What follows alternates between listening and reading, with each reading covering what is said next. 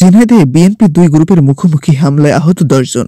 মিছিল পাল্টা মিছিলে শহর জুড়ে উত্তেজনার আতঙ্ক। ঝিনাইদহে হরিণাকুণ্ডুতে বিএনপির দলীয় সভায় হামলার ঘটনা ঘটেছে। ঘটনার জের ধরে শহরে পাল্টাপাল্টি মিছিল ও উভয়ের পক্ষের মধ্যে উত্তেজনা বিরাজ করেছে। আতঙ্কিত শহরের সাধারণ জনগণ।